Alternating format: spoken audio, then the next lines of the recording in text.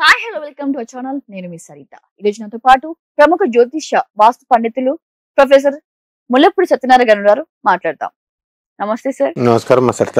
Right. So కవితకు jail మంజూరైంది. So ఎట్టకేళ్లకు చాలా నెలల నుంచి అయితే తను జైల్లో ఉన్నారు. అయితే బెయిల్ మంజూరైంది ఇప్పుడు. సో మరి ఆమె జాతకం ప్రకారంగా ఇంకా ముందు ముందు ఎలా ఉండబోతుంది? కవిత గారిది మిథున రాశి. గురుడు 12 వెంట ఈ 2024 సంవత్సరంలో ఉన్నాడు. రేపు మే మళ్ళీ వచ్చేంత వరకు 2025 వరకు ఎటువంటి వాళ్ళైనా సరే గురుడు 12 ఉన్నప్పుడు ఈ పోలీస్ ప్రాబ్లమ్స్, జైలు ప్రాబ్లమ్స్ ఉంటాయి. అందువలన ఎవరికైనా సరే కనిమొళి గారికి, ఇలా కరుణానిధి గారి అమ్మాయి, వీళ్ళందరికీ కూడా మినిమం ఒక 6 months అయినా సరే బెయిల్ రాకుండా ఉంటుందన్నమాట. ఇలాంటి కేసెస్లో మనం కూడా ఒక ఇంటర్వ్యూలో ఇలా మనం చెప్పాం 6 months దాకా రారని. కరెక్ట్గా ఎగ్జాక్ట్లీ 5.5 monthsకు 5 monthsకు వచ్చేసింది ఆమెకి. కాబట్టి ఇప్పుడు ఏం నో ప్రాబ్లం. ఇంకా కేసు ప్రొసీడింగ్స్ జరుగుతాయి. కండిషనల్ బెయిల్ కాబట్టి ఆ కండిషనల్ ప్రకారం పోలీస్ స్టేషన్కి వెళ్ళి సంతకాలు పెట్టడం అలా ఉంటాయన్నమాట. సో ఇంకా మళ్ళీ జైలుకి వెళ్ళేటటువంటి అవకాశం కానీ అలాంటివి ఏమి లేవు. సో మరి ఇప్పుడు వచ్చిందంటే మధ్యంతర బెయిల్ వచ్చింది సార్. అంటే మరి మళ్ళీ జైలుకి వెళ్ళే అవకాశాలు మనకు కనిపిస్తున్నాయి, లేకపోతే ఎలా ఉండబోతుంది జాతకం ప్రకారంగా? ఆమె జాతకం ప్రకారము ఎప్పుడైనా సరే జాతకం ఒకసారే వేధిస్తుంది. 12 ఉన్నటువంటి గురుడి యొక్క ప్రభావం వల్ల ఈ ఒక్కసారి వెళ్ళారు, అది అయిపోయింది. ఇప్పుడు కండిషనల్ బెయిల్లో దాంట్లో ఉంటాయి, టర్మ్స్ ఉంటాయి. ఏ టర్మ్స్ ప్రకారం వారం వారం వెళ్ళి సంతకం పెట్టేదా, పోలీస్ స్టేషన్లో పెట్టేదా, లేకపోతే కోర్టులో పెట్టేదా, ఇట్లాగా టర్మ్స్ ఉంటాయి. సో ఆ టర్మ్స్ ప్రకారము ఆమె కండిషనల్ బెయిల్ కొనసాగుతుంది. మిడ్ టర్మ్ ఈ యొక్క బెయిల్ అనమాట. ఇక మళ్ళీ వెళ్ళేటటువంటి సమస్య లేదు, ఆమెది అయిపోయింది. ఇంకా ఆమె లైఫ్ లోనే ఇంకా మళ్ళీ జైలుకి వెళ్ళదు. అయితే కవిత గారు బయటకు రావడంతో బీఆర్ఎస్ పార్టీకి మళ్ళీ పాత రోజులు వస్తున్నాయని వినిపిస్తున్నాయి. సో అంటే ఏంటి సార్ పరిస్థితి ఎలా ఉండబోతుంది? పార్టీ పరిస్థితి మొత్తం ఎలా ఉండబోతుంది? అంటే కవిత గారు మళ్ళీ వచ్చారు కాబట్టి పాత రోజులు పుంజుకుంటాయా, లేకపోతే ఇంకేమైనా చేంజ్ కనిపిస్తున్నాయా పార్టీకి జాతకం ప్రకారంగా? ప్రస్తుతానికి ఏముండదు. మిథున రాశి రేపు మే వరకు కూడా పార్టీ, ఇప్పుడు బీఆర్ఎస్ పార్టీ ఎలా ఉందో అలాగే ఉంటుంది, కొంచెం డల్ గా ఉంటుంది. ఆ తర్వాత కవిత గారు న్యాచురల్ గా మంచి వాగ్దాటు ఉన్నటువంటి నాయకురాలు ఆమె. కేటీఆర్, హరీష్ రావు, కేసీఆర్ గారు వీళ్ళంతా కూడా.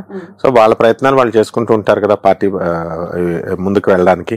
సో డెఫినెట్ గా 1 year ఎప్పుడైనా సరే గవర్నమెంట్ పవర్ పోయిన తర్వాత కొన్ని రోజులు ఇంకా అలా నిస్తీర్ణంగా నిర్వీర్యంగా ఉంటుంది.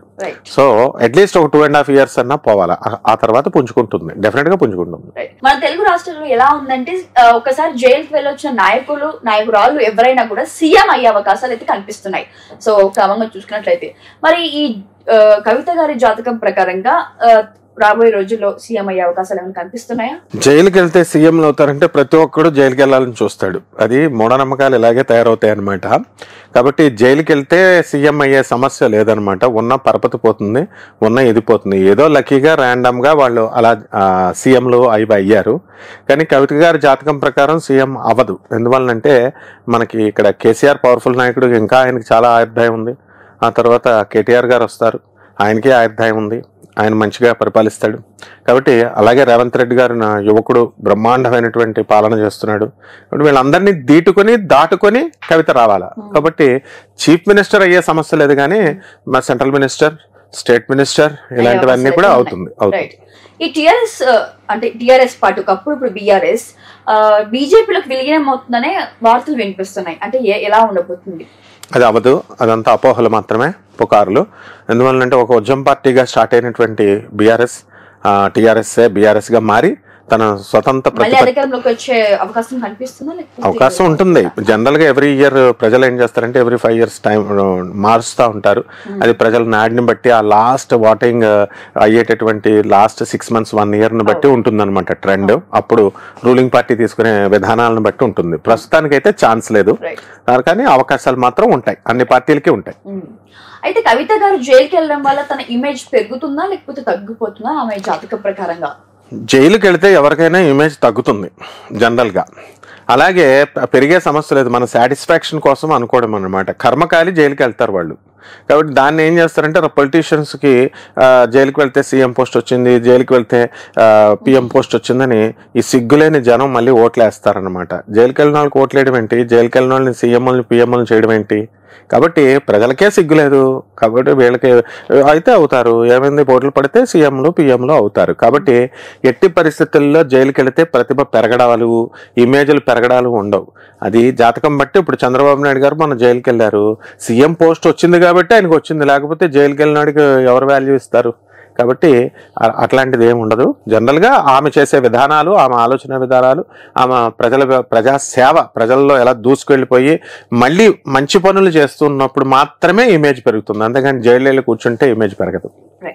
కేసీఆర్ గారి ఫ్యామిలీలో మళ్ళీ సీఎం అయ్యే అవకాశాలు ఎవరికైతే గట్టిగా ఉన్నాయి? మళ్ళీ అధికారం పుంజుకోవడం అనేటటువంటిది జరిగితే రావాలి, మంచి స్ట్రాటజీతో చేయాలి.